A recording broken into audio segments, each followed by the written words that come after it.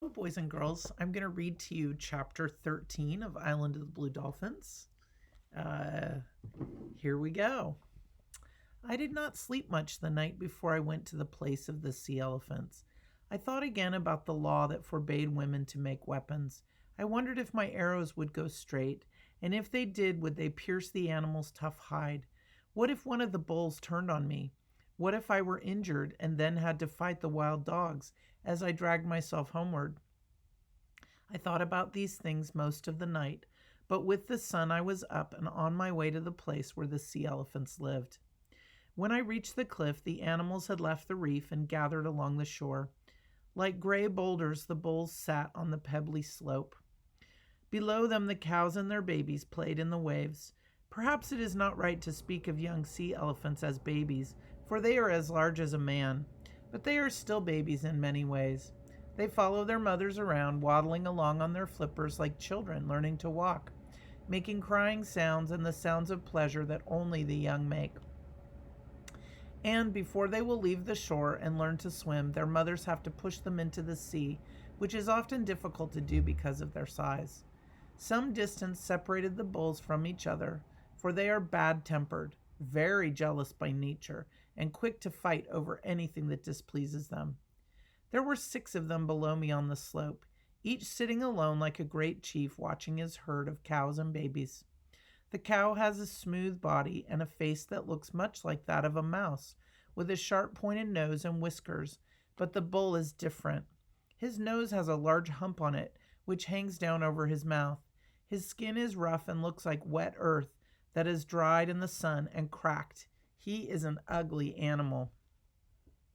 From the top of the cliff, I looked down at each of the sea elephants, and I tried to choose the smallest of the 6.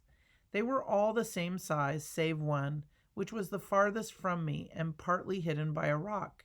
He was about half as large as the others, a young bull. Since no cows were playing among the waves in front of him, I knew that he did not have a herd of his own, and for some reason would not be so wary or quickly angered. Quietly, I let myself down over the edge of the cliff. To reach him, I had to pass behind the others, being careful not to alarm them.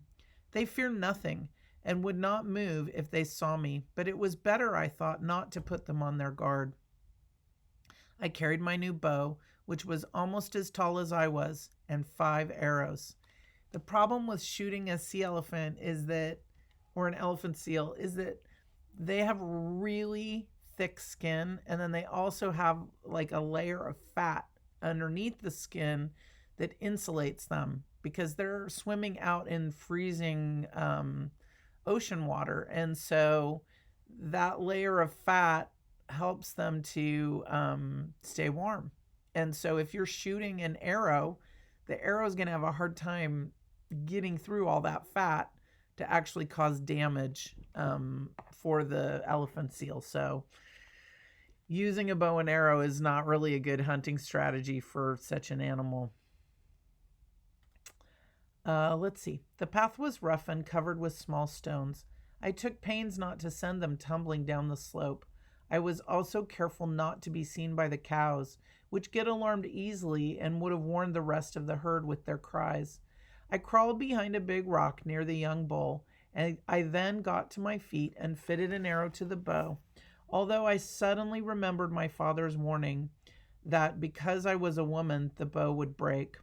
The sun was far in the west, but luckily my shadow fell away from the young bull. The distance between us was short, and his back was turned squarely toward me. Still, I did not know where to place the first arrow, whether in his shoulders or in his head. The skin of the sea elephant is rough, yet very thin, but beneath it are thick layers of fat, and though his body is large, his head is small and makes a poor target. While I stood there behind the rock, not knowing what to do, again aware of my father's warning that a bow in the hands of a woman would always break in a time of danger, the animal began to move toward the shore. At first I thought that by some chance he had heard me.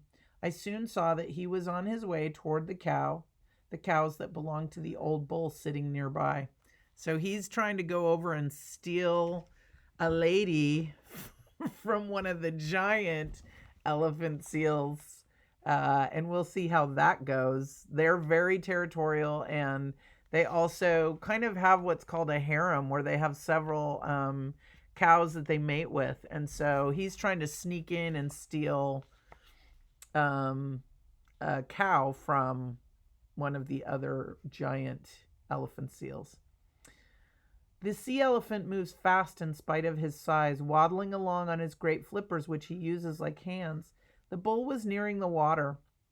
I let the arrow go, and it went straight. At the last instant, he changed direction, and though the bow did not break, the arrow passed harmlessly to one side. I had failed to notice that the old bull was moving down the slope until I heard stones grating against each other. Quickly he overtook his rival with a single thrust of his shoulders, overturned him. The young bull stood as high as a tall man and was twice that length. Yet from the force of the blow he rolled into the water and lay there stunned. The old bull bore down upon him, swinging his head and bellowing so loud it echoed against the cliffs. The herd of cows and calves who were lying in the waves and scratching their backs with their flippers stopped to watch the battle. 2 of the cows were in the bull's path as he waddled toward his rival, but he went over them as if they were small stones. Using his tusk-like teeth, he ripped a long gash in the young bull's side. The young bull raised himself as he turned. His small eyes shone fiercely red. When the old bull slashed at him again, he struck first and sunk his teeth into the other's neck. He did not let go, and the 2 rolled over in the waves, slashing water high into the air. The cows had scattered by now, but the other bulls still sat quietly on the slope. The 2 fighters paused, getting ready for a new attack. It was a good chance to send an arrow into the young bull, who lay on his back with his teeth still grasping the other's neck.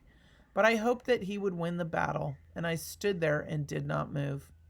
The old bull had many deep scars on his head and shoulders from battles that he had fought before. Suddenly he lashed out with his tail, trying to loose the hold on his neck, and struck the side of a rock. With his tail against the rock, he flung his body out of the water and thus broke away.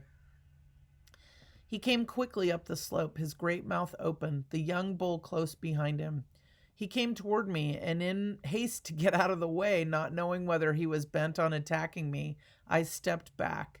In doing so, I tripped over a stone and fell to my knees. I felt a sharp pain in my leg, but was quickly up. By this time the old bull had whirled around and turned upon his pursuer so fast that the young bull was taken by surprise. Again the young bull's flank was ripped deep, and again the force of the blow threw him backward into the water. The waves grew redder from his blood, but this time he rolled over and was waiting for the charge. He met the old bull with his shoulder. The sound was like rocks crashing together.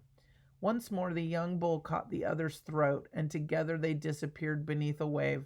So she's kind of in the middle of this giant male elephant seal fight, and she's trying to figure out who the winner is going to be. Whether it's going to be the old bull that's experienced with fighting and a little bit bigger, or the young bull that's strong and full of energy, right? And maybe a little less experienced.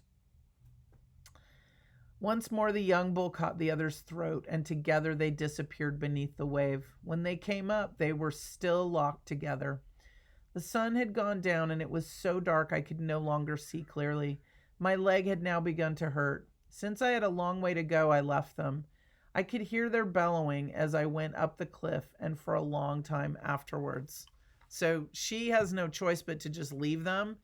And one of the things that they're kind of known for is fighting to the death. So she's just going to let them go and fight each other and see what happens, see who wins, see who the winner is. And then if there's a dead one at the end of the fight, she's going to go pull the teeth out of the dead one, right? Because she really wants to get one of their teeth, because their teeth are sharp and they make good spear points.